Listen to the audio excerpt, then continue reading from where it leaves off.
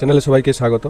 এক্সেলের data যে menu bar রয়েছে সেই ডেটা মেনুবারের ডেটা টুলস যে কমান্ড গ্রুপটা রয়েছে ওই কমান্ড গ্রুপের একাধিক কমান্ড রয়েছে।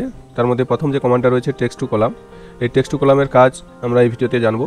টেক্সট টু কলামের কাজ হলো আমরা যখন কোনো বাক্যকে কপি পেস্ট করছি তখন আমরা যে সেলের ক্লিক করে কপি পেস্ট করছি ওই সেলেই কিন্তু পুরো বাক্যটা থাকছে। যদি আমরা ওই বাক্যের প্রতিটি শব্দকে বা প্রতিটি পদকে আলাদা আলাদা সেলে পাঠাতে চাই তখন আমরা টেক্সট টু কলাম ব্যবহার করব। তাহলে চলো দেখে নিই। প্রথমে আমাকে একটা বাক্য লিখতে হবে। দেখো এখানে একটা বাক্য রয়েছে, টু চেঞ্জ দিয়ে এখান অবধি রয়েছে, এখান থেকে এখান অত বড় বাক্য রয়েছে। আমরা হয়তো দেখতে পাচ্ছি যে এই সেলগুলোতে মনে হয় যেন লেখা রয়েছে, কিন্তু দেখো আমি যখনই সেলে ক্লিক করছি কিছু লেখা দেখাচ্ছে না। অর্থাৎ আমি এই প্রথম যে সেলে ক্লিক করেই পেস্ট করেছি বা প্রথম সেলে ক্লিক করেই যখন লিখেছি পুরো বাক্যটা এই প্রথম সেলেই থাকবে। দেখো পরবর্তী সেলে আলেই কিছু দেখাচ্ছে না।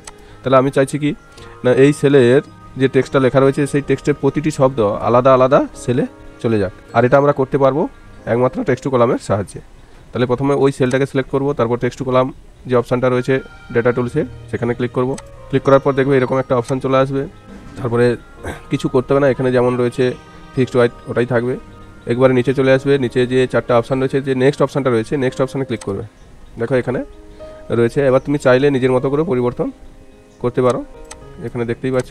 এবার তুমি যদি চাও এই টু চেঞ্জে রয়েছে এটা একটা সেলেই থাকবে, তখন তোমাকে কি করতে হবে না এই রেখাটার উপর গিয়ে ক্লিক করতে হবে তোমাকে, দিয়ে এদিকে সরিয়ে এর উপর ছেড়ে দিতে হবে। তাহলে দুটো দেখবে একটা সেলে চলে আসবে। এরকম চাইলে তুমি একাধিক অপশানকে একটা সেলে নিয়ে আসতে পারবে, আর যদি না চাও তাহলে রেখে দেবে এরকম। তখন নেক্সট করবে, তারপর ফিনিশ অপশানে ক্লিক করবে। দেখো টু চেঞ্জ একটা সেলে রয়েছে, তারপরে একটা করে সব সেলে প্রতিটা লেখা চলে গেছে দেখো সব।